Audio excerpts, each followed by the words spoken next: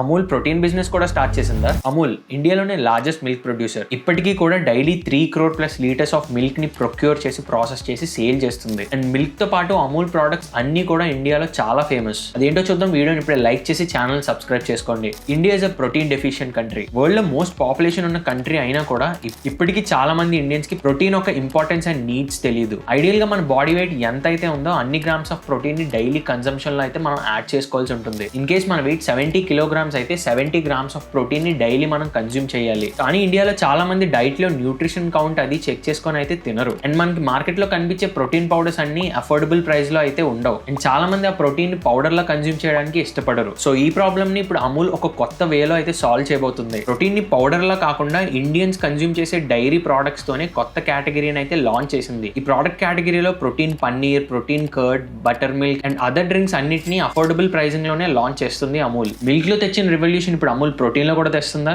మీరేమనుకుంటున్నారో comment చేయండి.